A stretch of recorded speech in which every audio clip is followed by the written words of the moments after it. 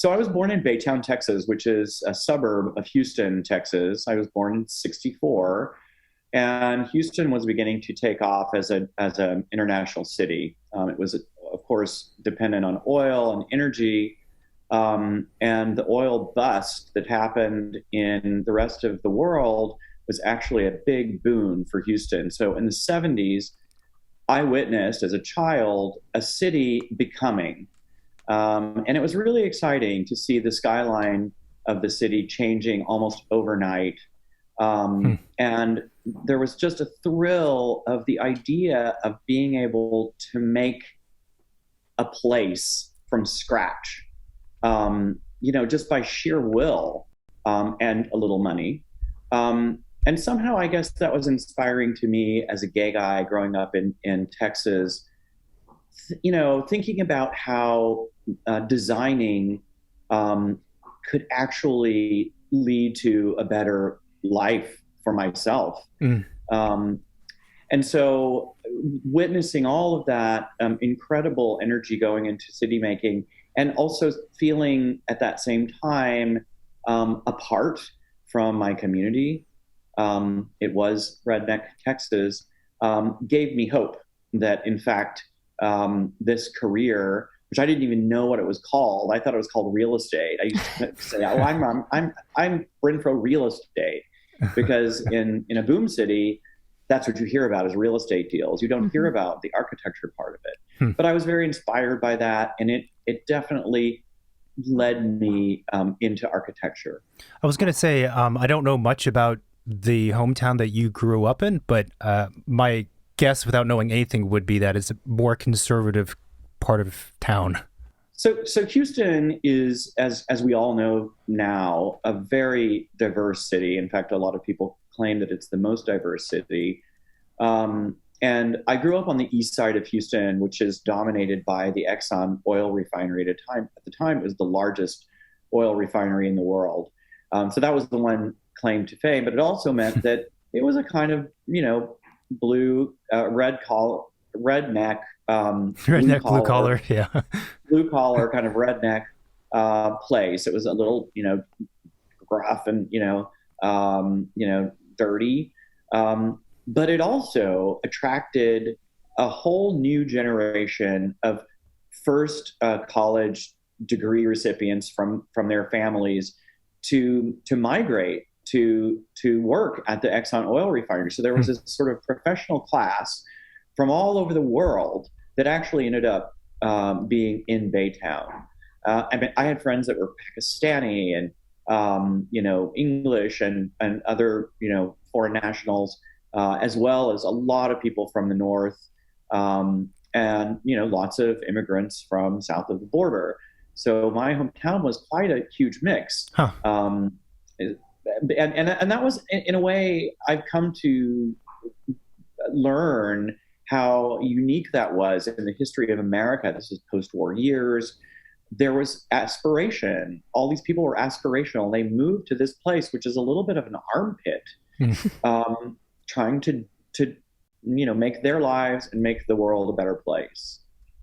And I remember reading online somewhere that you were really young, I'd like some age in elementary school, and you had told your mom, "I want to skip school. I want to go look at buildings." And she was just like, "Okay." And you toured around with her and she showed you all the buildings that were in your area? So the story of that particular episode in my childhood is that in fourth grade, Raymond Mayfield was the class bully.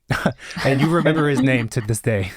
No doubt. And I've Google searched him many times to figure out what his fate has been, secretly hoping that it was bad, but probably I would discover that he also turned out to be a gay guy and was, reacting to his, fate or lot in life by being a bully. At any rate, in fourth grade, for a period of several months, Raymond Mayfield would tell me in second class, he said, "I'm going to beat you up today."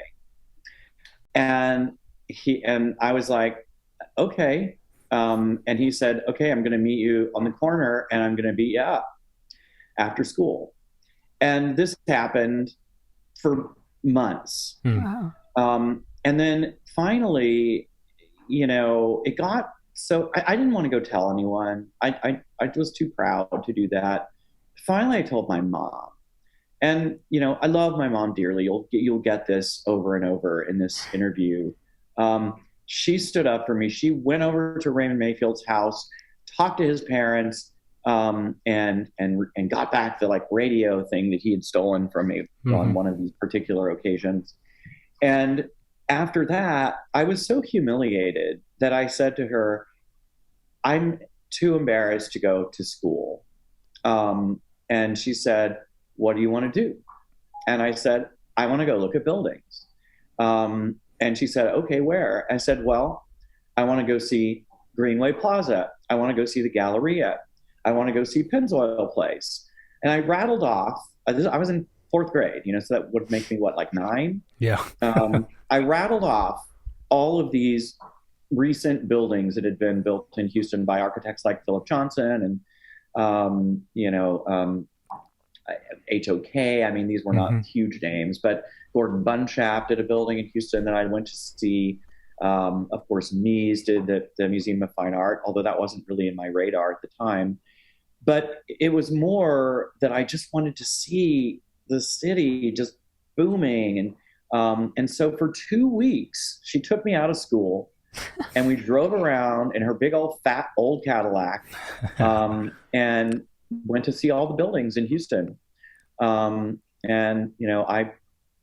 taught her what little I knew about them. Mostly I was just excited to witness these things. And of course I was excited to finally be out of Raymond Mayfield's sight. I mean, that's a very interesting story on a number of different levels. I mean, of course, even though that was quite some time ago for you, I was talking to Marina the other day, it's weird, childhood bullies and people who are just cruel for not any good reason. It stays with you for a long time. And, you remember his name, or I would remember someone else's name from my childhood or whatever it might be. And I think the earlier point about, your interest in architecture might have sort of come from a place of realizing that you had the power, the potential to make a new place that, I don't mean to put words in your mouth, but maybe make an environment that is more welcoming to everybody and an environment that's going to be positive, I guess, in a sense. Yeah, I mean, look, I was too young then to have those grand ambitions. Sure. But somewhere deep down, I knew that if I somehow could be involved with the making of places, that there was power in that. And I felt kind of powerless in elementary school in Baytown, Texas, growing up gay. And I didn't admit I was gay until, basically at the end of high school. I had to pretend to be somebody I was not. But the architecture, whether I acknowledged it or not, definitely helped me think about a future where I was more in control and could do things that pleased me, and that I wasn't just going to be a victim because of who I was. So the other side of it too that I'm curious about is for a fourth grader to have any remote knowledge or interest in the buildings that you were naming. Seems perhaps atypical. Especially without internet around. Yeah, that's true. You weren't iPhones, I suppose. So I mean, I guess deeper question is do you know why you had an interest in those buildings? Or, I mean, it was just you saw it and you were allured by the growth. I think there are certain things that we inherit or that are innate in our bodies. And something that I discovered very, very early on in kindergarten, even before that, was I had a really great ability to envision space, to draw it, and to even model it. I made a model of a town that I invented in kindergarten, and the teacher came rushing over to my parents' house. They brought the model, they brought it in, and they said, "You can't do your child's homework. I know that you made this, tell me what's going on." And, my parents were equally surprised. They were like, "Oh my God, I didn't know you could do this." So I built this model, three-dimensional model of town with buildings. And so I have a sense that I had a kind of innate, ability to see space, remember space. I have almost a photographic memory when it comes to space, and to draw it, to take it out of my mind and put it on paper, even as a kid. I have drawings from elementary school, or I had until my brother burned them up. So you used to draw a lot at home? Yes, I drew all the time. And, it became a bit more serious of an occupation in a way of my spare time when I got into high school. Okay. Although I also got into music then and became a clarinet player, and that was my excuse to get away from the bullies in high school was, I'm practicing. I got to do this thing. But I was drawing pretty much my whole life. I mean, one thing I'll say just to add on is, a lot of the things that we do with passion come out of a place of fear. This is just my assertion. This is not this is not like reading philosophy and reciting it. It's simply sort of understanding where my passions came from. First, with building and drawing and designing, and then later with music, which was also an avoidance tactic. I mean, I loved music and love it still, but I ran cross country. I ran cross country because I knew that's how I could, and I just wouldn't stop running. People were like, "Oh my God, you're so great! You have so much stamina." I'm like, "Yeah, because I don't want the people to catch up to me. I don't want to get beaten up." Right. And like all of these things were ways I think that I was sort of fleeing my conditions, and trying to make something positive out of them.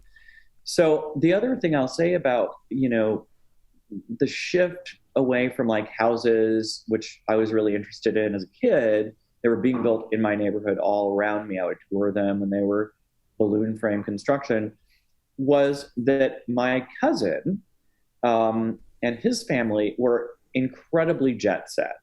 They were also in the oil industry, but they were doing international oil industry. So they'd be on a plane, a Pan Am 747, going to Singapore, and I was insanely jealous of my cousin and his life, insanely. And so I started to try to understand the kind of international globalism that was taking place then. And I was trying to become my cousin too, and felt like, geez, I'm just a little, I hadn't been on a plane ever, and there he was flying on Pan Am 747s. And so, all of these things are, in a way, built around a notion of fear. And it's not to say that there isn't ambition, but I think the starting point was trying to overcome something that wasn't working in my life. If I had been a happy, contented kid, even with an innate ability to envision and draw, I'm not sure I would have become the architect that I am today. That's fascinating. One of the things that I think we're always thinking about, especially because we interview a lot of people, is how in tune like designers and creatives are with themselves, and how cognizant are they that of their history and whatever is motivating them to make certain decisions, whether it be career decisions, life decisions, or decisions in the creation of the works themselves. And I found, at least for myself, like I find it hard to, I personally believe that it's very helpful to at least be aware of the things that you believe are driving you, just to have even, I don't know, I think maybe it produces better products, but to have that self-awareness, I think, seems to be crucial. Okay, so we're talking about, self-awareness and how that drives one's practice, I guess. Well, let me pick up. I went to undergraduate school at Rice University, which in and of itself was such an eye-opener. The very first day of class, I was just in a different country, even though I was only 22 miles away from where I grew up.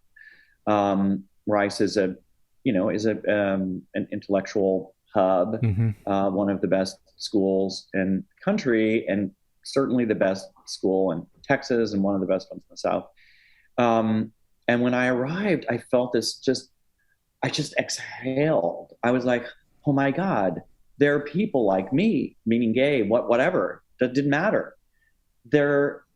I could have a conversation with anyone, without fear of anything happening, except that if I didn't think before I spoke, that would be a reason for some comeuppance. And so I started to become much more easy with my sexuality, and I started actually linking spaces of freedom, sexual freedom or just personal freedom. I started linking those with my work at Rice. And so by second year, if the assignments were open-ended enough, I would start to interrogate issues of social norms and the spatial conditions around alternative lifestyles and various things as early as sophomore year in college.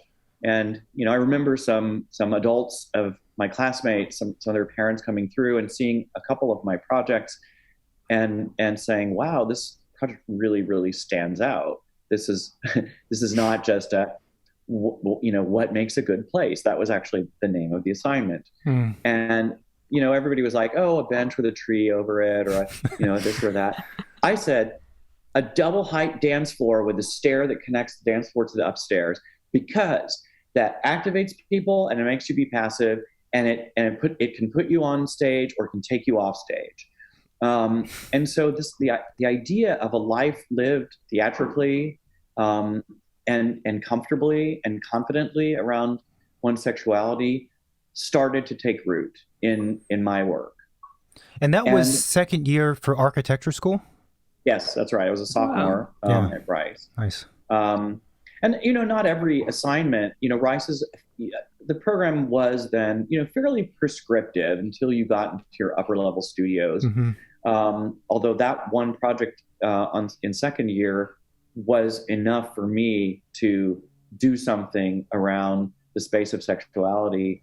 And then every other program that lent itself to investigations about, culture and society and behaviors, I always took that opportunity to look at the way architecture, expressly facilitates community or sexuality, or theatricality, or it represses it. And so that became part of my work at Rice, even though we didn't do thesis at Rice, but the work had a sort of consistency in the ideas it was exploring. So I do remember when I was in school, I had studied or read papers that were about the issues that you're talking about, but I didn't study them deeply. I'm curious to know, though, like when I went to school was much later than you, obviously. The issues that you were looking at that time, were they being discussed by other people, or was this a new thing? Like, were people confused by it? Were the people at the school encouraging? Did they understand what was happening? Yeah, yes and no. I mean, this was the 80s. There was a big, not a lot of architecture was being made in the 80s, like architecture with a capital A, but there was a lot of great thinking happening in the 80s. And that's when AA was at its peak. And the Cooper Union was under John Haydick. And it was a thinking person's school. And so a lot of the sort of East Coast and European intellectualism was floating around Rice, even though Rice is not expressly a kind of academic institution the way that, say, Princeton is. So a lot of the professors were from Princeton and Harvard and Europe. And so I think that they got that these issues of society and the kind of transfiguration or transformation of society was being looked at intellectually all around.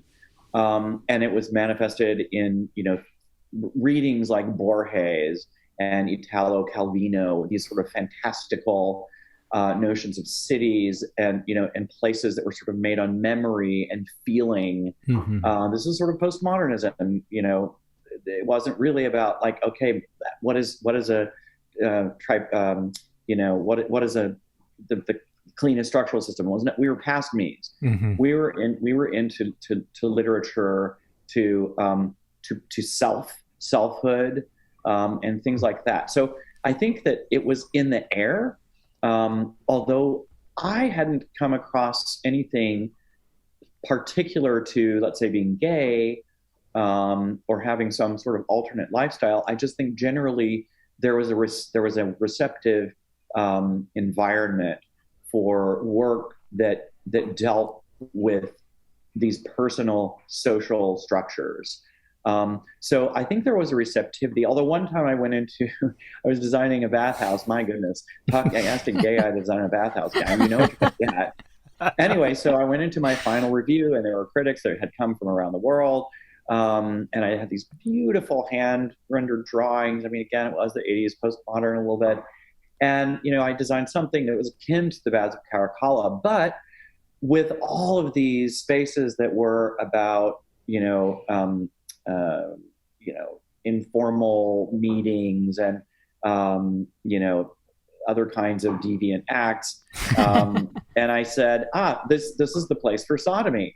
And one of the critics said, "Oh, you're referring to Sodom and Gomorrah, of course, in the kind of highbrow sense." I said, "No, I'm referring to sodomy. This is that's the one review. That was my junior year. That's the one review that I got where I think I made people get a little upset. But I was literally making a place for sex to happen." I mean, look, if you think about it, it's sort of objectively, like, why not? Like, what's the big deal about it, But I think it is funny, though, that the critics' first position would go to a place of, like you said, the higher intellectual level. Oh, you must mean this wavelength. No, it's just for sex. And it's interesting, too. Yeah. I mean, it is part of the human lifestyle and the things that, humans do and need. So it's kind of interesting that, our creative profession never really look at that when it's really important. I think one of the things that's interesting too. Oh, sorry. Go ahead. No, I was going to say, since then, there's been a lot of work done, in these areas. I mean, Henry Urbach is one of the first people I can think of that made a career looking at sexuality in space. And David, Craig, drawing a blank. He's now the head of American Academy in Rome. You can clip this out. This is embarrassing. Anyway, there's been a lot of work since that time on sexuality in space. And, I think the era that I went to school in just primed the pump for a lot of serious academic work to be done after that. Right. And it did start showing up. And I participated in some of the early things, such as the Queer Space Show at Storefront for Art and Architecture in '94, which was one of my first shows to actually make work for an art show. But it was also one of the first times I kind of came out as professionally as a queer architect. Right. Wow. Right. So you're at Rice, and clearly once you started architecture school and throughout it you found success, you knew that this was a passion. Well, I want to go back because you did play the clarinet for a while. Oh, yeah. And then you went to architecture. What made you kind of give up music in a way to dedicate yourself to architecture? Well, so I think it's really the other way around. Architecture was my passion from the age of 8 or 6, whatever it was. Mm-hmm. And music had become a craft that I honed, and I loved it, and I love it still. But I honed that craft, and I was really good at it. And it was almost like when I mentioned that I did distance running, I loved that I had to put my nose to the grindstone, learn an instrument, and master it. This was, and to me, it was like a craft. So the creative side of my brain was not necessarily in that so much. But the mastering of that skill was, I was very good. I got a full scholarship to Rice in the then brand new Shepherd School Music School, which has since become one of the top 3 or 4 music schools in the country. And I knew when I got to Rice, this was a little bit of a plan. It was probably the only plan I've ever actually made about my life. It's the only design I actually made about my life. I knew that Rice's architecture school was one of the best in the country, the undergraduate school. And I also knew there was no way I was going to get into Rice with my SAT scores unless I went through music. Got it.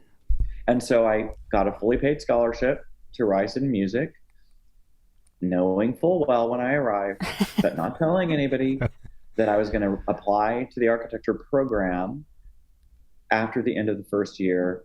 And I did. And then there was an application process to architecture. Just to get into freshman year, you have to submit a portfolio and undergo an interview. It's very hardcore. But I did all of that and got in. And I guess, and I haven't looked back since then. Did you continue to play the clarinet at all through college? Okay, so I picked my clarinet up again a year ago during COVID, at the start of COVID. And there's 2 reasons for this. One is, I think, the first few months of COVID were really wonderfully liberating in a lot of ways. And it made me realize that, I've been just hustling and doing my jobs and flying here and there. And I'd just forgotten about this thing that gave me pleasure. And I thought, gosh, I wonder if I can still play. And so I pulled my clarinet out. And then the other reason that I did it is because my husband, we're not married, but we've been together 10 years. He's a concert pianist from Israel. And so there was this really interesting convergence of the desire to pick up my clarinet again and the desire to sort of strengthen our relationship at the beginning of COVID, which could have been and was to a lot of couples very disastrous.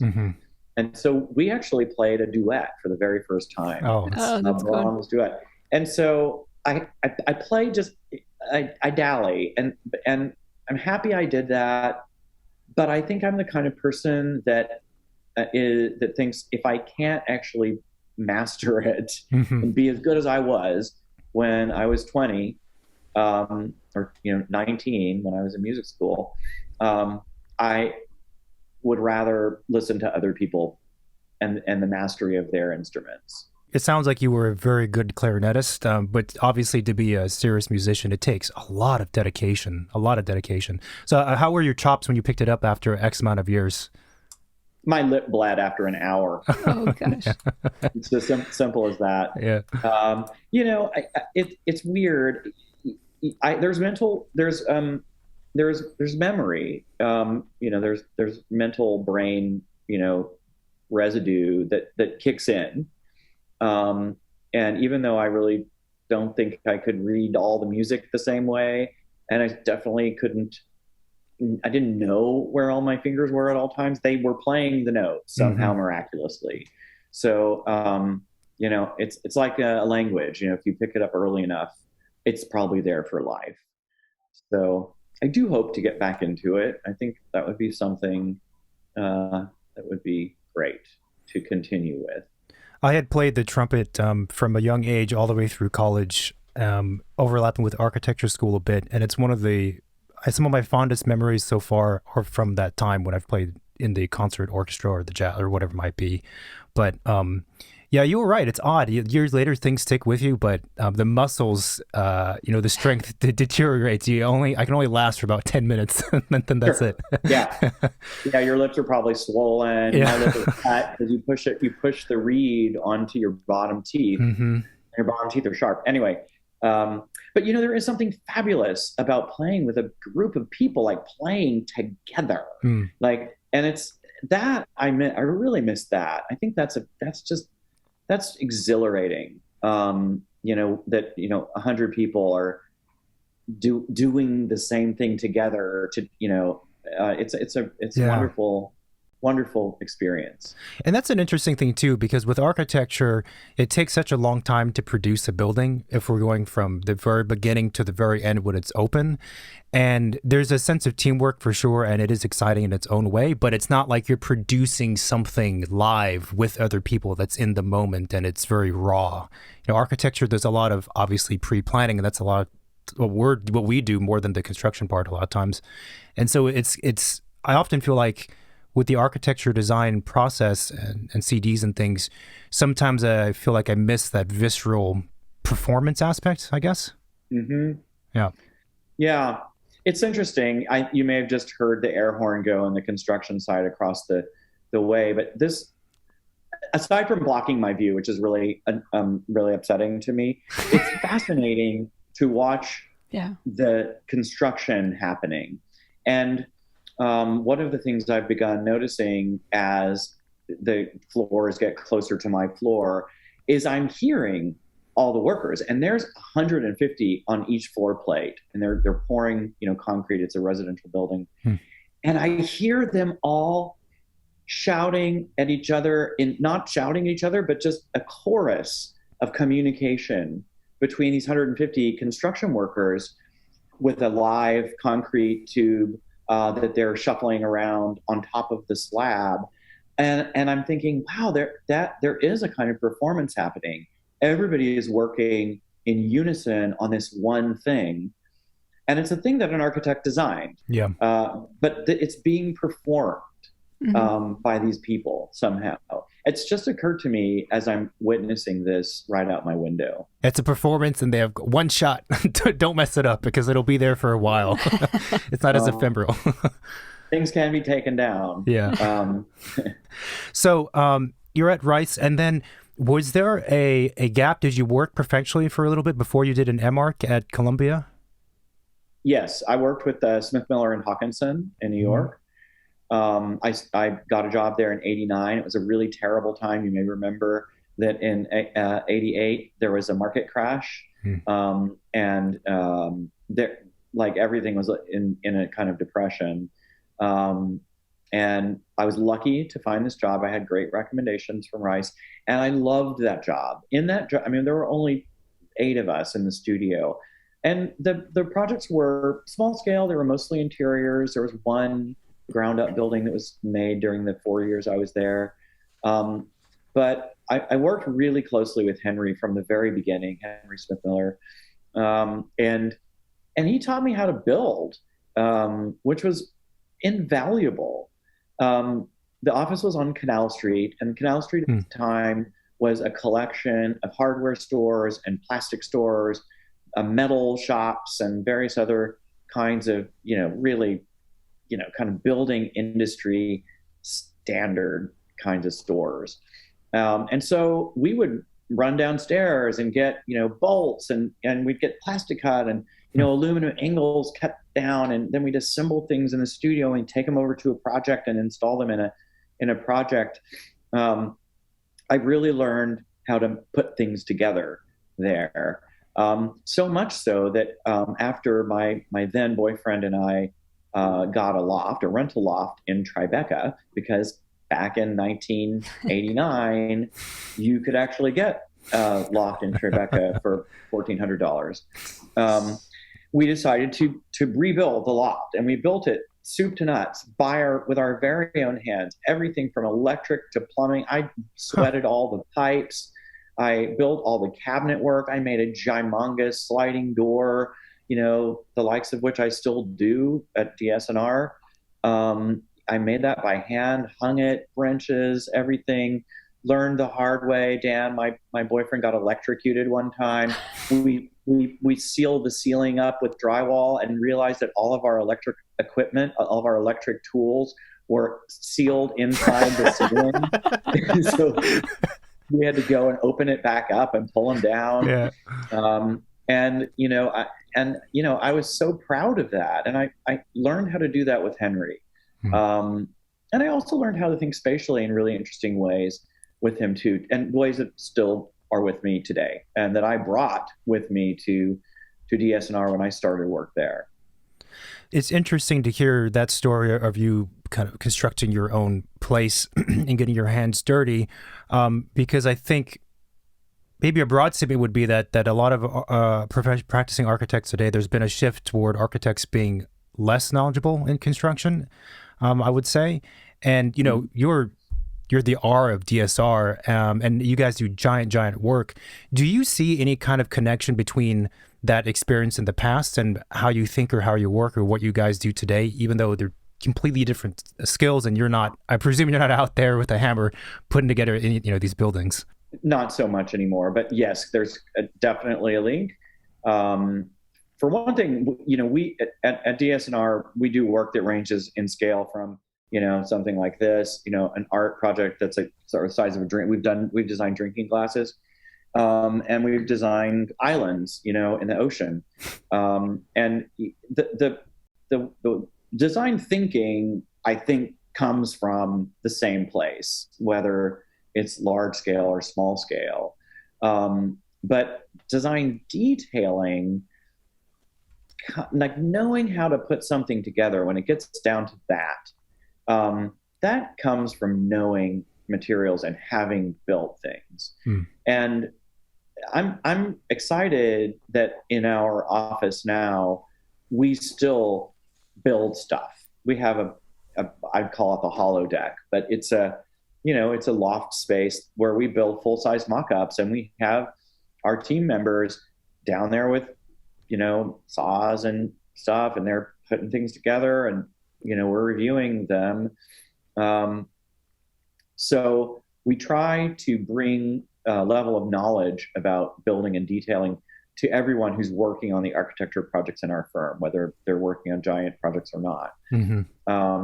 Even model making is a way to acquire a sense of construction and how and buildability and how to put things together. Yeah. And not just to make them stand up, but to make them look amazing.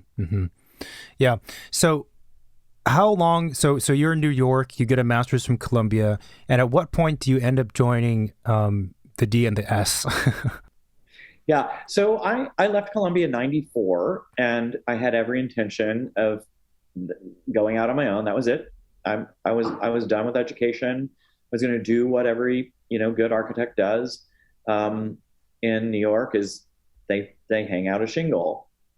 And I kind of did. I mean, I kind of did a little bit of that, and I had a practice both on my own and with my dear friend from Rice and Nixon, called Department of Design, and we did, you know, a handful of projects together. You know, one of which was the Green Naphtali Gallery, parts of which are still there, and you know, I was already sort of dabbling with art, and I was a little bit in the art world. And then Carol Green was my housemate in that loft that I electrocuted myself in, and for many years. And she brought through all of these artists, and I was hearing conversations, I was witnessing their nefarious activities. We had art in the loft, and I kind of got wrapped up in the art world and the New York art world in a way that was really super helpful. And because of that, I started getting some art world commissions in that interim time between graduate school and D+S then. I also worked as freelancer in a couple places, including Ralph Applebaum. I had a really great experience at Ralph Applebaum's, an exhibit designer. They were best known at that time for doing the Holocaust Museum in DC. And that was a completely revolutionary way to think about a museum and the way information is given out in a museum. And so they had just finished that a couple of years before I joined. And I was on track to become a principal there, I would say. I was pretty young, or still in my 20s,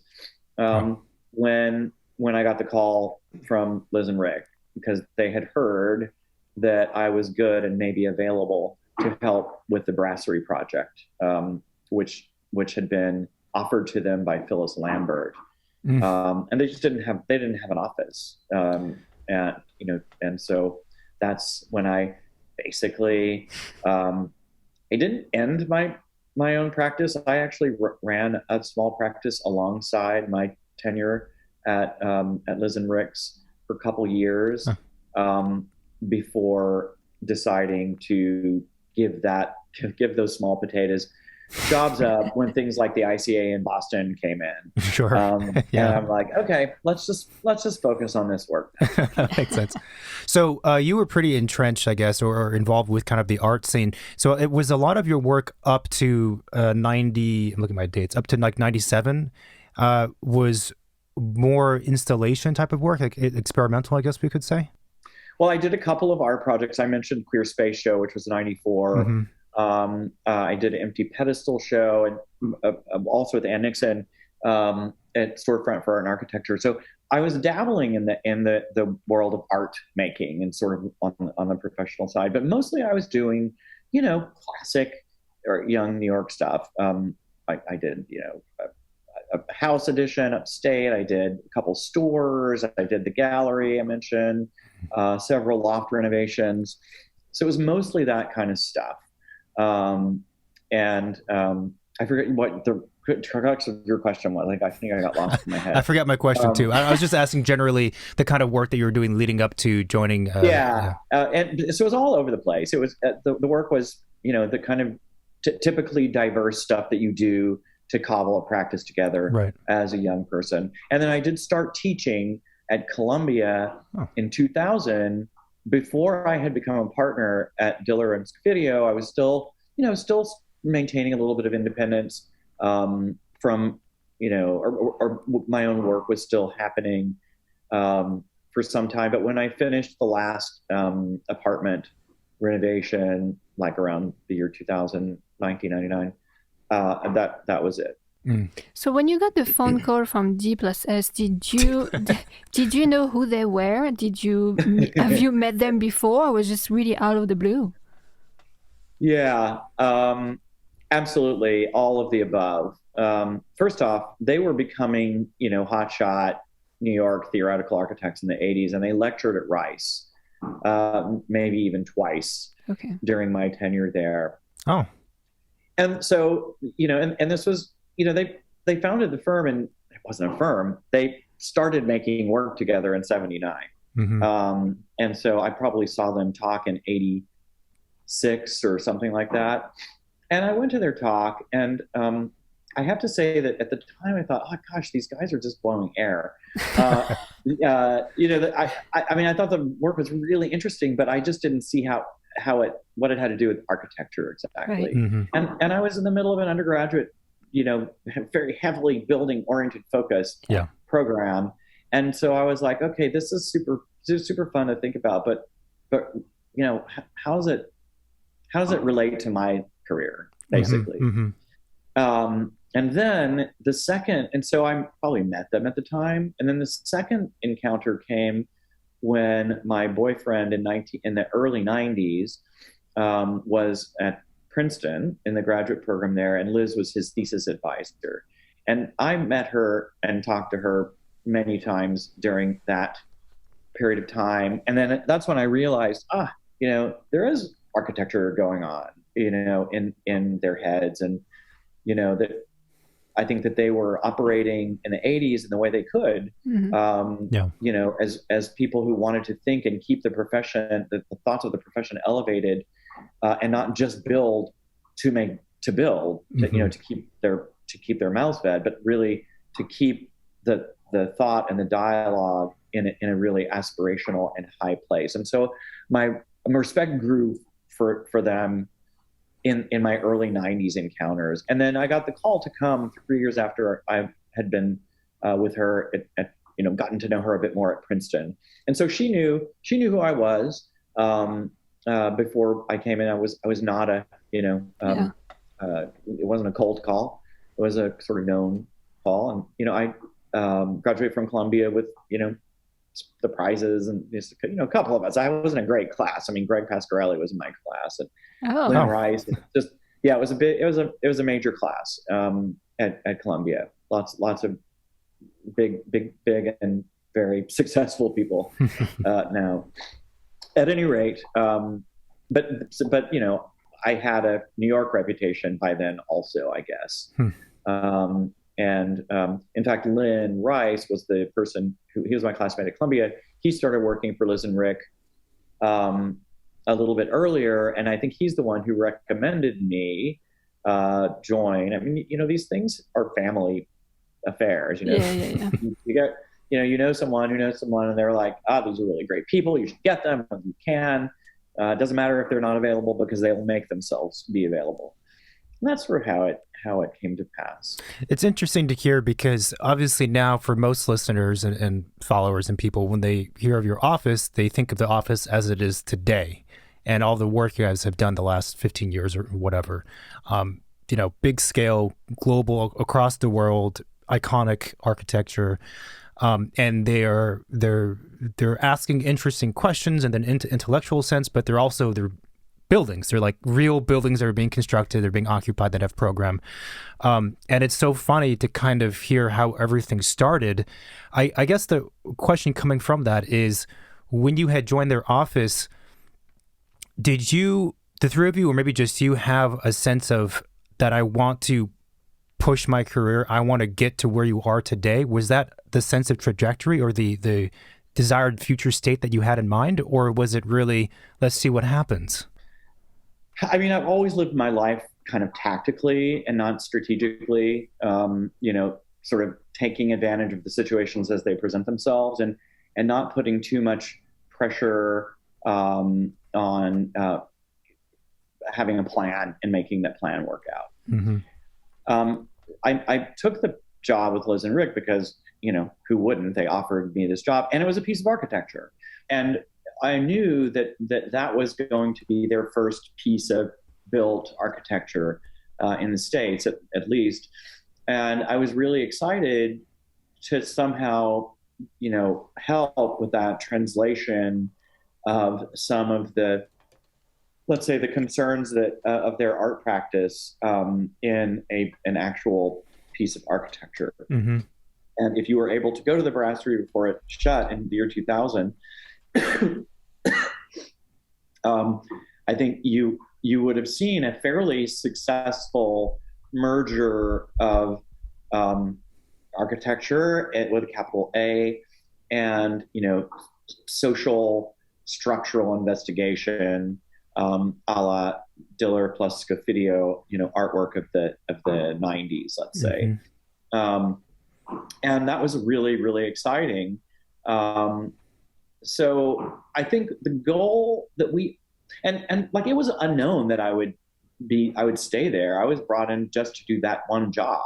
Right. But after a few weeks of sitting in design meetings with Liz and Rick, I think they all realized, and I realized, that we were completely compatible in terms of design ambition. And kind of like, we're all sort of outsiders, Jewish woman playing in this field of, white guys, and Rick, an indeterminate, a person of indeterminate ethnicity, who chooses to keep it that way. Mm-hmm. And then me, this gay guy, and we started bonding over sort of our outsiderness and our ability to see the world critically, and to take those critical assessments into actual built form. So it only took a few weeks before we realized that we worked well together, and I think we all kind of knew that I was going to be around for some time. How big was the office back then? Was it just the two of them? No, it was. There was Mark Wasuda. There was Lynn for a minute before he got Dia Beacon with his group. I think there were about 6 of us, okay. And sometimes it went down to 4. Mm-hmm. And I think the shared ambition. By the time it was clear that I was kind of going to stick around, the shared ambition was to get a public building, to get a museum or some project in the public realm that has to do with art. Because that would be the logical way for us to bring the work that we had been doing, or that Liz and Rick had been doing, which was all public work, mm-hmm. into a similar set of conditions, audience conditions, where it would be appreciated, understood, appreciated, and where we would be allowed to bring a kind of party, an intellectual party to the project that just wouldn't happen in, let's say, a residential building or a commercial building. We weren't, so we weren't looking, we weren't looking for that kind of work. We weren't looking to, pad the coffers doing commercial work, nor would anybody let us, because we didn't know developers. Yeah. I knew my art world people from the past 10 years of being in New York. Liz and Rick have been working in the art world for, 15 years. Those are the worlds we knew. We brought them together, and we knew we wanted to go to do a public building. So when we got the call from the ICA Boston to compete for that job, we hustled, to get it, because we knew that that could be it. That could be the make or break project, and it was. Jill Medvedow, the director at the ICA, wanted to give the project to a female architect. Even though Peter Zumthor was one of the finalists, and Jill loved his design aesthetic, I think she knew at the bottom of her heart that she really wanted to give a female architect the chance to do a major culture building. Mm-hmm. And sort of the rest is history. So we got that project, and sort of in short order after that came the High Line that we won with field operations, the renovation of Lincoln Center, which was just such a long shot and started as an art project. People probably don't realize that. We were brought in by Rebecca Robertson to rethink the public space of 65th Street. Mm-hmm. And Liz and Rick had done the Times Square work with Rebecca Robertson a decade before. That's how she knew them, as architects who work in public art. So we interviewed for the Lincoln Center job as the public space artists in a way. But we were so ambitious in the way that we presented our thinking that was architectural, and it impacted all the public space, and we suggested making changes to some of the buildings. In the interview, it wasn't even exactly called for. We just went out on a limb that the board was really taken. They were like, they're not going to just do a video art piece down the street. There's actually the chance to make a fully integrated building program, public space program, and art program. And so that's Lincoln Center was, the other big project. We got all three of those around the same time. Give us a sense of timeline. So when was the Boston project done? 2006. Okay. We won the job in 2000. I was already doing meetings up in Boston when 9/11 happened. So I think it was 2000. Wow. And the 9/11 put a little short stop on the project, but it picked back up, and it opened in 2006. Wow. Lincoln Center and High Line were both started between 2002 and 2004. And then it's been a series of, rolling projects since then. I'd say the other significant project in the early part of our career, early 2000s, was the Brown Center for the Creative Arts, now known as the Granoff Center. And that was our first academic building. Mm-hmm. We have since done 20 buildings for higher education, and have several more that'll open in the next year or two. Those are projects that I personally take a great deal of interest in. I've worked on a lot of them, and am currently running, 3, 4, 5. So the public has grown to include academic institutions, but for similar reasons, because an academic institution comes to an architect that has a history of thought and criticality, and also design interest. They're not going to ask you to just make a service building. Yeah, they're going to say, we want a building that reflects our program, our mission statement, and get works to make our education better. And that's dovetailed with so much of what we've done in the public realm too. Mm-hmm. That we want our projects to be to give things, not visually necessarily. We don't make iconic projects that way. We make projects that work. Their experiences, sure, but they actually, give things, educate people, I guess is a way to put it, although I don't want to sound pretentious. But, we hope that when someone, after someone visits one of our projects, whether it's a park, a High Line, or Zarya in Moscow, or one of our public museum projects, the Broad, or even MoMA, that they'll be a different person, and they'll have been affected by the experience in these buildings, and that the things that these buildings present, let's say art, or in the case of the High Line, the city, that the way that these projects present their contents, because the contents in our projects are not the projects themselves. The contents are always something else. There's always something outside of the physical thing that is being presented. So the hope is that when people go through our projects, that content has shown through more brilliantly than it might otherwise have. It's interesting to hear you describe the work that way, because I think for a lot of young aspiring, future architects and designers, they want to produce work that does the things you're talking about. But of course, the majority of buildings that do get constructed and built are not able to, for a variety of reasons, tackle or think through these issues. They're just kind of, as you said, they're just buildings that were there for whatever reason.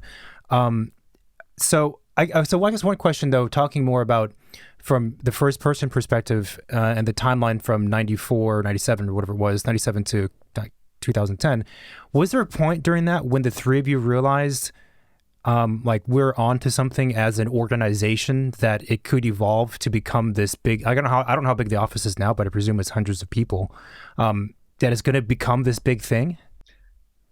Yeah, I think when for just correction, we're 120 people. Okay. So, we're, much larger than we ever thought we would be. There were these growth spurts. So when we got Lincoln Center, we grew from being 12 people to being 35 people. And we had to get another floor in our old studio at Cooper Square. And I think I became a partner during Lincoln Center. And I think there was a realization that, this wasn't just a fluke. The ICA wasn't just that, that's not the only culture building project we're going to get. We actually worked really well as a team. We managed to pull that one off, and we've gotten several other significant projects. And I think when that happened, I think we realized, and when we hired 35 people for Lincoln Center, I think we realized, oh gosh, this is a thing now. And that's when Rick offered to make me a partner. That offer, it came from both of them, but the words were uttered by Rick. We would like to make you a partner. And, that was 2004. And I said, God, I'm really honored about that. And, I do have to think about it, because before I joined you 7 years ago, I had my own practice, and I had always thought perhaps I would have my own practice. And so I came back to them and I said, look, I'd love to be your partners. We work incredibly well together, but I'm going to need the name appended to your names if this is going to work. Is that okay? And they said yes. So they didn't exactly offer to put the name on it. I said it was a condition upon my becoming partner. But I think there have been no regrets about that. Oh, no, I'm sure. You guys have had massive success due to all three of you since the Boston project. And you guys are huge now. The name thing is funny because it means something. It's different if your name's on the front door, so to speak. Yeah. We have a fourth partner, Ben Gilmartin, and, he's been a partner for probably 5 years now. And, I felt funny when he came in, because my name is on the door and his isn't. And then I started thinking about, well, are we still a name firm? And I think we were. Mm-hmm. And maybe we still are. And so there's been this sort of come to Jesus in the studio about, well, should we just jettison the names and we could just, we could become DSRP, Diller Scofidio Renfro and Partners, God, so corporate, so lawyer, so we could never do that. Yeah. We couldn't add another name on because then, when will it end and how many, like another lawyer thing. And then we didn't want to do the thing that other younger firms are doing, naming their firms after, ideas or verbs or, mm-hmm. I'm not gonna say names here, but you know what I'm talking about. We decided that that wasn't it. So we've never figured out, that future in terms of the name. But you're right that having the name on the door is important, and it certainly has been for me in my career. It's made me, hunker down and want to be part of the group. It's fascinating. I mean, it would mean a significant amount in the earlier days for sure. But you guys have kind of reached a point where, does the name matters? But does it matter? But I don't know what you'd replace it with. It's tricky. I don't know what you'd replace it with. You call it Apple, I guess. I don't know, or banana. Yeah. I mean, it's interesting because some firms have managed to outlive their founders, and Zaha's the example that I think we would all think of there. And we all know that Patrick Schumacher, even before Zaha died, was really running the office. Mm-hmm. He was driving the formal discussions in the office, and he was doing most of the work. And we all accept that he was the kind of power towards the end of her life behind the firm, and yet it's not his name. It's still Zaha.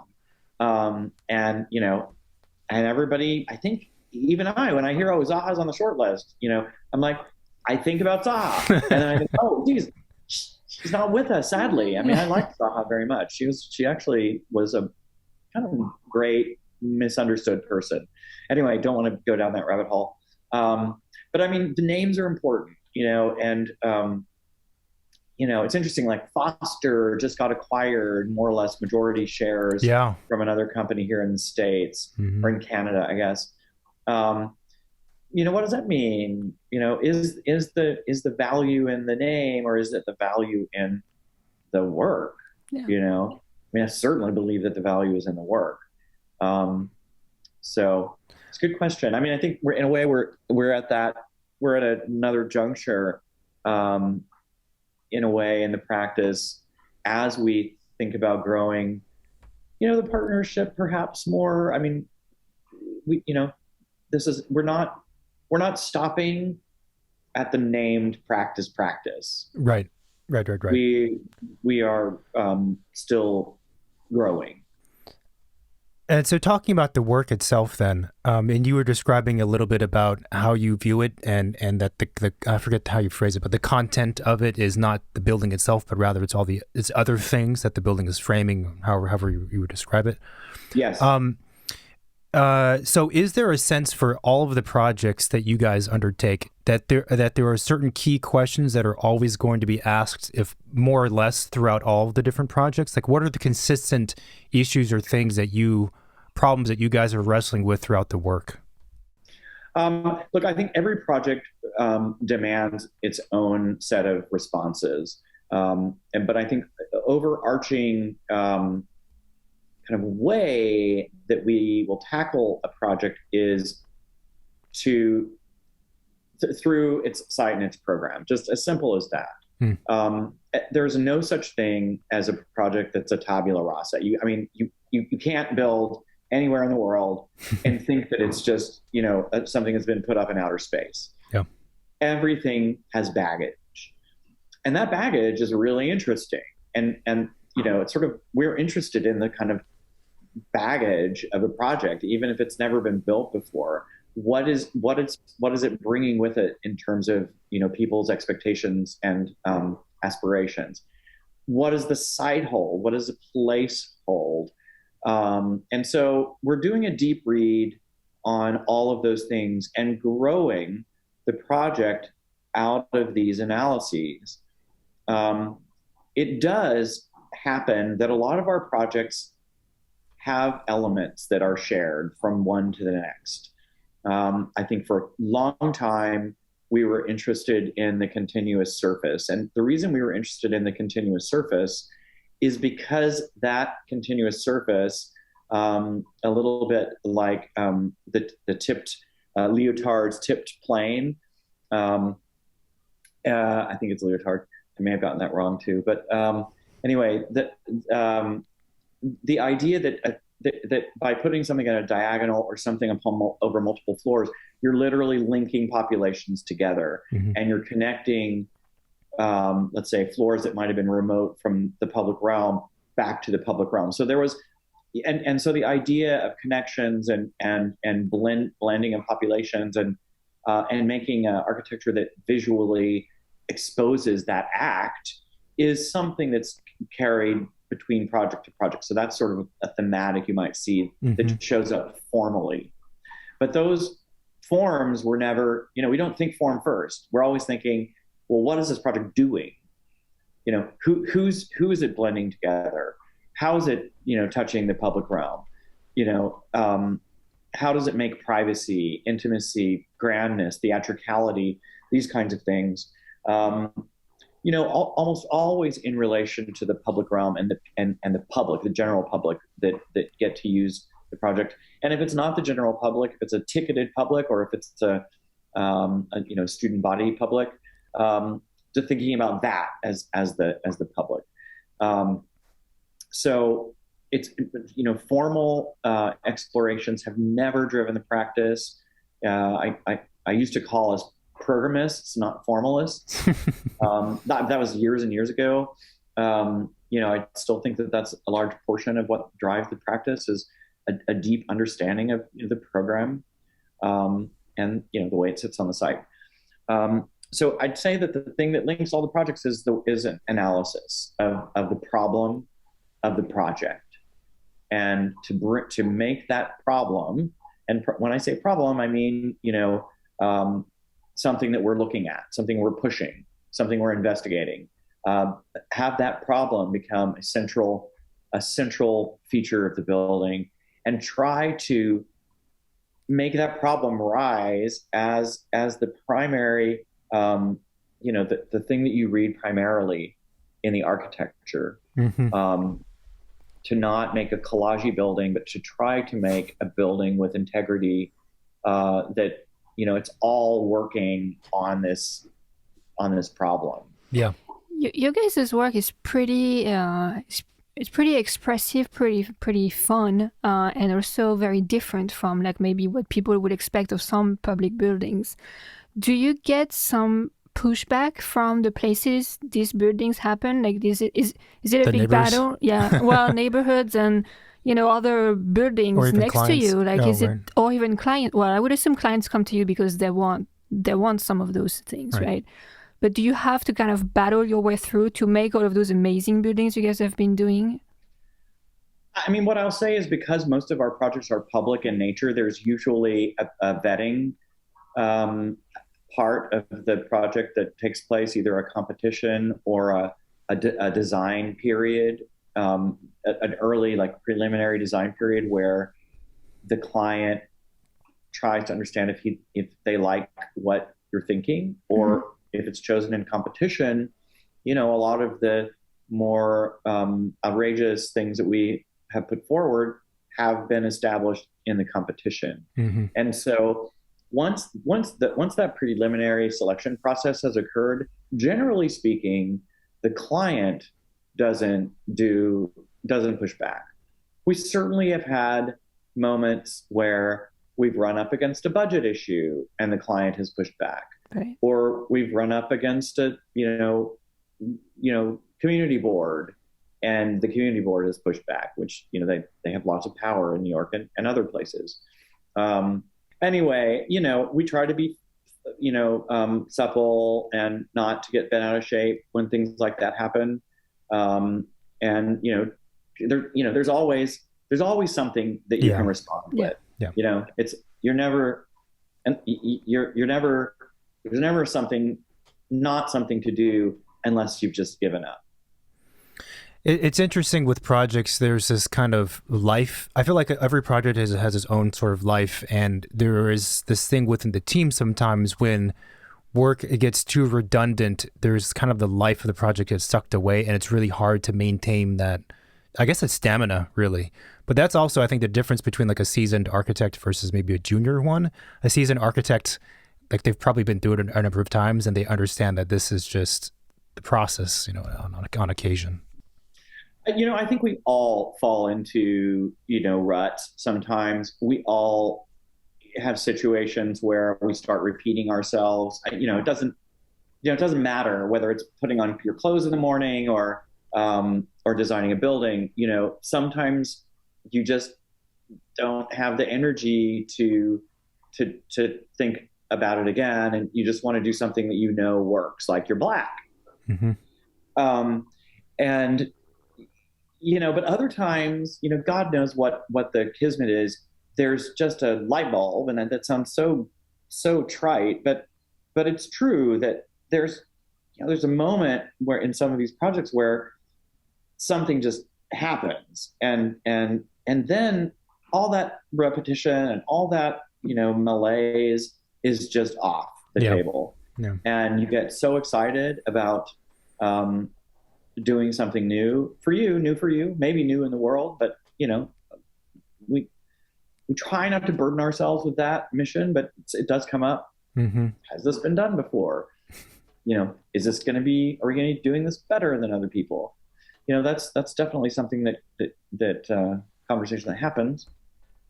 But more importantly, you want to find a place where you yourself is excited and like, this is very cool. You know, this is really cool. I want to work on this and I want to push it.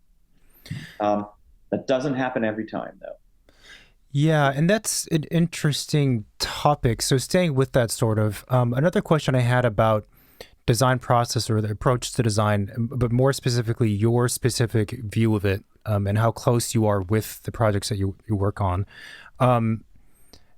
Like and I had read this actually in a previous interview that you had done, I think, but there's this interesting thing for, I think, architects where there's a balance between one's own identity being put into the project because you are the creator, like you're creating it. You can't get away from those biases in a certain way.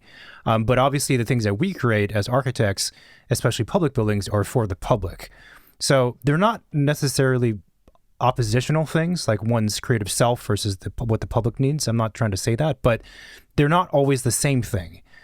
So I was wondering, I don't know what your take on that topic is, or if there's a sense of whether or not certain decisions are because you feel it makes sense or for other more rational, objective reasons. Am I making sense? Yeah. I mean, it's a very good question. And it's a hard question because the truth or my truth to that question is just, it's gray.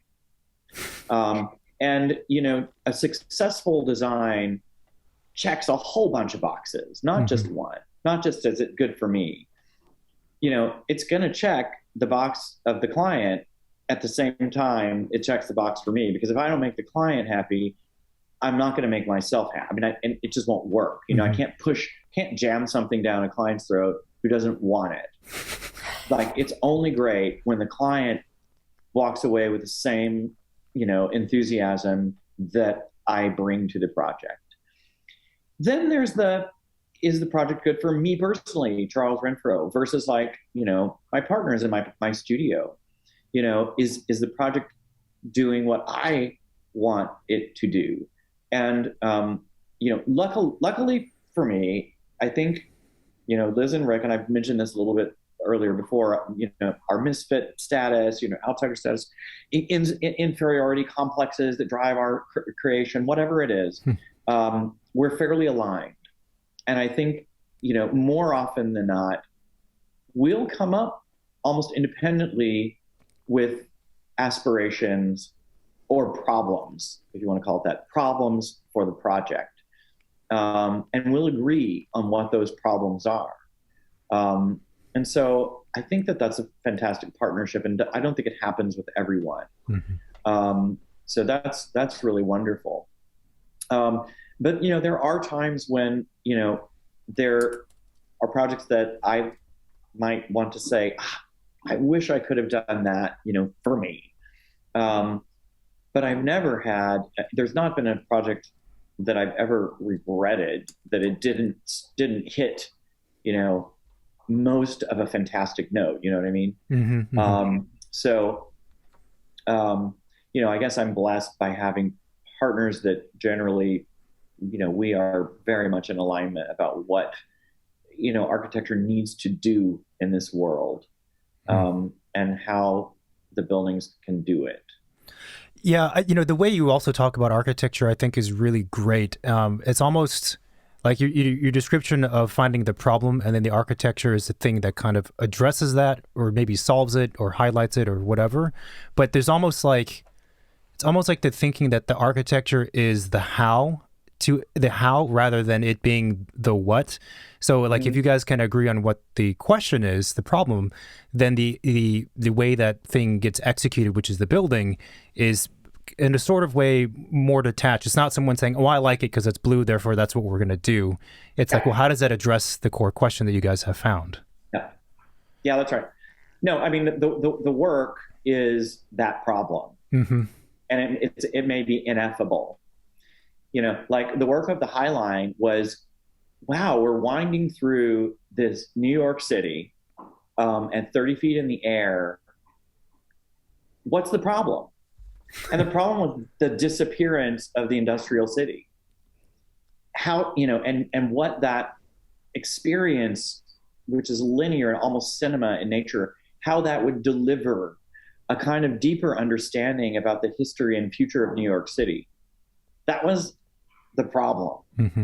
And we more explicitly addressed that in Mile Long Opera that was made, a couple of years ago, that was essentially about the demise of New York City as an industrial city, as a worker city, to a service city and to a wealthy city.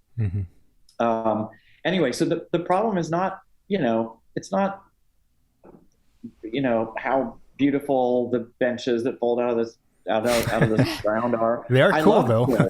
Yeah, they're very cool. We wanted them all, everything to be part of that, the broken concrete of the ruin. Those tapered planks were all about referring to the past of the line as a ruin, where nature takes over architecture, just ruthlessly. Just, you can't stop it. And we were like, that's a fantastic. I mean, and in a way, it was sort of like also the decay of New York City in general, and the kind of motivator about how the experience of the line should take on the city and a city of change. All those things are ineffable in a way. You can't really talk about it. You can't say, okay, this is what this project's about.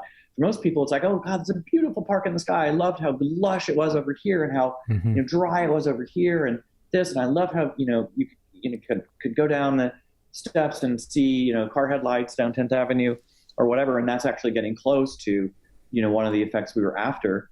But it looks good, it all functions right. It's actually innovative in the way it's designed and built, but where it's real kind of the crux of the project is, with the High Line in particular, is the way it makes actors work in the city, makes in the way the city becomes a protagonist. Those are, that's something you can't draw that.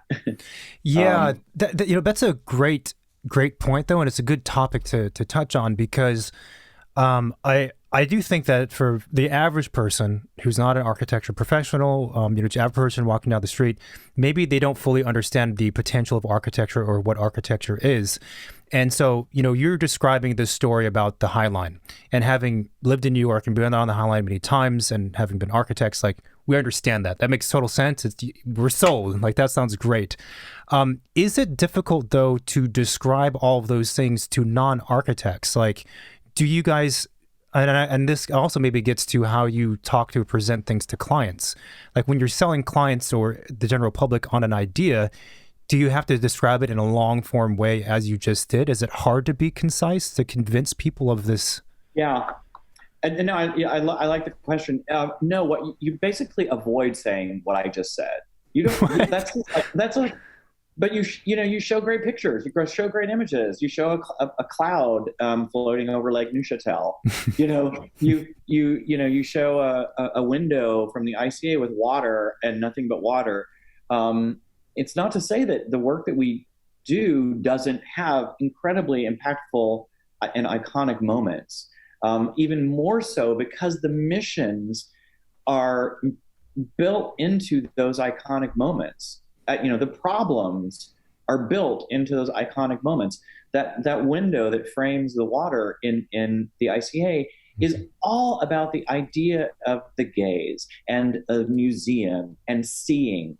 And how can we build on a waterfront site a museum which is all about internal reflection and thinking and being absent of distractions. Mm-hmm. That became a big mission of the project. That became its problem. The site was its problem. Normally, you'd love to see an expansive view of Boston Harbor. Well, how do we solve that problem? We turned the site into a holding of the museum by making a room that saw the site only for its abstract condition of water, of materiality. And by being so very sort of precise about the problem and making a piece of architecture that does only that, it only frames that problem, it makes for an interesting image, one that you could show to other clients and people will be like, whoa, that's cool. Mm-hmm. So I think when you're true to, the problem and you develop an aesthetic around solving that problem or addressing it, you're never going to solve it, but addressing the problem. And you're true to that and you interrogate it at every step along the way, you're going to get architecture which is presentable. It presents well, photographs well, you can show it to clients and you can explain it in ways that aren't exactly the ways that long-handed ways I just talked about, either the High Line or the ICA. And it does remind me when you were talking about the ICA that I had visited there a couple times. And one of the interesting things with that project, and I think a number of your guys' projects, is that, as an architecture tourist, you go to look at a building, the first thing you presume to do is to stare at the building. You look at the details, which obviously your projects have nice details, they have nice forms. But there are moments in that one specifically where you're clearly being asked to, as a visitor, to not stare at the building, and you're asked to be more of a participant in the experience it's creating. It's almost the inverse, actually, of what you might think a building should be about, in a sense. Yeah. Well, I mean, if you think about the Shed, which is one of our latest projects, it is a piece of infrastructure only. It looks good because we wanted it to be tall and we wanted it to be daylit and we wanted it to transform and we wanted it to be a big space or a small space. And all of those, ideas about, how do you make a space for 21st century culture? What does that even mean? And our assessment of the problem was, you have to make a building that can do anything. It can be large, it can be small, it can be hot, it can be cold, it can be open, it can be closed, it can be black or white, it can be acoustically dampened, it can show film, it could show music, it can do this, it can do that. You could show a pin, you could show a 100-foot sculpture. Mm-hmm. That collection of problems drove a solution which, by addressing all of those problems concurrently in one form, became this really fascinating thing to look at. I think it's kind of ugly, but I think it's a beautiful ugly. It's an intriguing kind of ugly, and I think it's just you don't go to the Shed to look at the Shed, right? You go to the Shed to see what the hell's going to be happening inside that big space now. And every time I've been so far, and thank God it's open again, every time I've gone, that room, that the McCourt Theater, has been utterly and completely different than the time before. Oh, that's one of the places we left the city before that was completed, and So we haven't. It's on the list when we come back. Yeah. So is it weird to walk around Manhattan and seeing your work and be like, oh, that corner, I wish I did it differently? I mean, look, yes, and the shed has the pillows of ETFE have lights in them, and I drive by it every day because I live 2 blocks away, and every day there's a light burned out, and I call up the project manager and I'm like, hey, can you let the people know that on the third panel to the left, 1 LED light's out. Anyway. The project manager, every day I get a call about this building.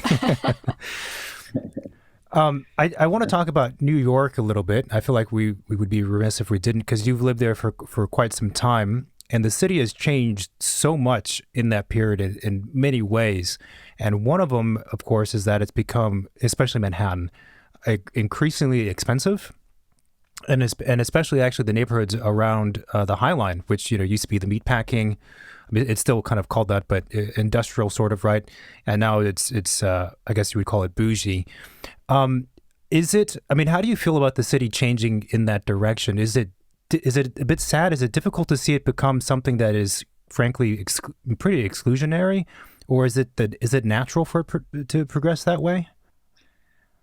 I mean, one thing I could say generally about cities is they're only exciting if they change. And, New York is the epitome of a city that's always reinventing itself. And so just because it's changing, I think it's still alive, and that's exciting. I think New York became the center of the art world after World War II for a whole host of reasons. I mean, for me, that's the heyday of New York, right? Sort of post World War II, center of the art and the music world, and all of this. And there's a whole bunch of reasons, but it wasn't that before 1948. It was fighting to be noticed on the world stage in terms of culture. But before that. But then all these things happened, and lots of immigration from Europe. That was probably one of the biggest parts of it. But then sort of homegrown, American culture, and then the music scene, especially Black music and other sorts of music that came that were liberated and drifted and started to infuse other kinds of music. All that stuff sort of coalesced here, and it made New York incredibly hot. And I think that the nostalgia that you're alluding to is, gosh, it was great when it was the place for the artists, and it was fantastic when you could move here in the 80s and or 70s and get a loft on the Bowery for $5 a month. No doubt that was a fantastic era and an amazing era, and one that's definitely defined New York in the eyes of the world, I think more than in the eyes of Americans. I think New York was actually not, like my mom, she grew up in Texas. What was the American city for her? It was Chicago. Right. She didn't even think about New York. New York was just not part of her lexicon of urbanities. And I think for a lot of America, it wasn't either. It was for miscreants and misfits and, right. faggots and, other kinds of low-life degenerates. But then in the 50s and 60s and 70s, the rest of the world saw what was going on here, and it drove the entire world's culture production. And I think then America started to notice. So what I say is, gosh, that was a great time. Will it ever be able to be recreated? No. There's a new time, and the new time is, people are coming here probably on the fumes of that old time, but it's a safe city for the most part. Mm-hmm. So you don't have to suffer through the dangers and inequities of the old time. Well, inequities, that's not true. The dangers of the old time, and still feel like you're living in New York City. So you know, sure, I long for the time when, you know, I could park my car on the street and never have to move it when I moved here in the 80s. You know, because the street cleaning program was so bankrupt, you know, they just didn't have it. You know, it's like I could leave my car in Tribeca on the side of the road for weeks at a time. Anyway, but there's new stuff happening, and you know, Bushwick, and you know, there's places that are cheap that people are reinventing for themselves. And I think one of the problems is that as we get older, we start aging ourselves out of those activities, and they aren't in your face the way they used to be. They're not in Manhattan so much; they're in Brooklyn. But you know, I have to make efforts to go see some of my friends' stuff, Bushwick, or to go to clubs out in Queens or whatever, to still feel connected to the youthful energy of the city. But it's here. It's just not in your face. Right. And I don't like how expensive the city has become. And I think there's a huge housing problem, huge. And I think there should be totally so much more regulation. And I also think there should be so many more ways to make housing in the city, including by remaking all the office buildings that are being evacuated in all these monoculture districts, such as Midtown, remake them into housing, change the codes, change the zoning, get the engineers in, put parks in them, put in elementary schools, put stores, put you know, low-income housing, put high-income housing. I don't care. Mix it all up, and make new kinds of buildings in the city. That's the opportunity I see right now that would make this place be, for me, as exciting as it might have been for some people in the 70s. That's an interesting take. I feel like I can envision that kind of potential future. I suppose the question would be, I mean, do you think that a pretty radical change could take place within the city? You know, unfortunately, the developer has the final word. Yeah, and that's literally what it boils down to.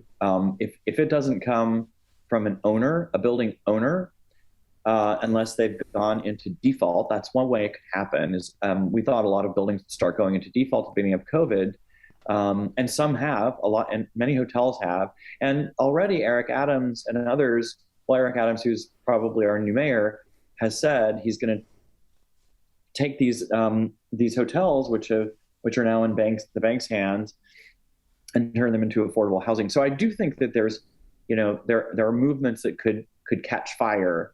But the thing that I just said, which is to take, let's say, the World Trade Center, which is half empty, and to turn that into a place of radical mixed-use occupation, something like Chungking Towers in Hong Kong, you know, that would take the developer Silverstein, you know, declaring bankruptcy and giving up. So I don't know if that's going to happen anytime soon. So we burned through our time super quickly. It's great.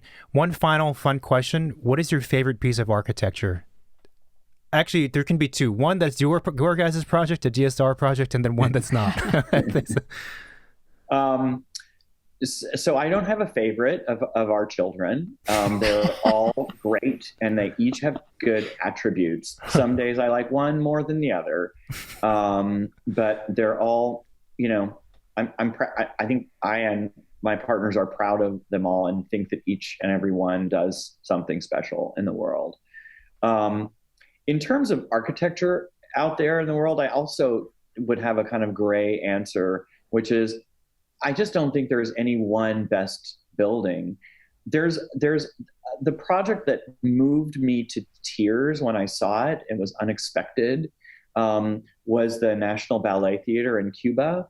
That was built by Che Guevara and Fidel Castro right after the revolution. And they took over the old country club, the American Country Club, and decided to build 5 art schools, plastic arts, two dance schools, music school, and drama school. And they hired both local and international architects to do these. And when I saw this the first time, the ballet school in particular, which was embedded in the landscape and used brickwork, was done in 1961, I think. used brickwork in a way I'd never seen, but it was exquisite and modern and local and crafted and international and machined all at once. My life was changed. So right now I'd have to say, if it's an experience that moved me, that was the one that moved me the most. Fantastic. But I will say that cities as organisms are the most exciting things to me, more than even architecture. And in that regard, Rio de Janeiro is of all the cities I've been to, and I haven't been to all the capital cities, to most of them, Rio de Janeiro is unparalleled. I believe that is a piece of exquisite architecture which combines nature and landscape and people and sexiness and sun and all of this stuff in such an exquisite way. I really do hope they get their shit together down in Brazil so that we can all visit. Yeah. Fantastic. That's a great answer. Well, thank you so much for coming on the show. We appreciate it really, really a lot. Thank you very much. That was a fun interview, and the time just went away. So that's usually a sign that it's good. So thank you everyone for listening to this week's episode. If you like this interview, then please support our show by leaving us a review in the Apple Podcast app. Of course, keep listening. That also helps. Yep. You can subscribe to our YouTube channel, Yep. Second Studio on there. We're also on most of the social media, Facebook, Twitter, and Instagram. A lot of you already send us DMs and emails, so thank you for that. We also have a hotline, 213-222-6950. You can call. It goes directly to voicemail. You can leave us a message. You can also text. If you have any questions, anything you want to share, any guests you want to see on the show, feel free to reach out. What was the number again? 213-222-6950. You said it so fast the first time. It's 213-222-6950. Yeah. Impressed. We're also on Spotify. We are, yeah, of course. I don't know if you can subscribe already. Maybe you can follow, subscribe on right? Spotify. I don't think you can leave a review yet, but hopefully soon. All else? of our interviews are on YouTube. Yeah, and we also have the website that has absolutely all of our episodes on there with some summary. There is a search bar too if you're looking for specific content you want to listen to. We have clips on there. So go to secondstudiopod.com. Yep.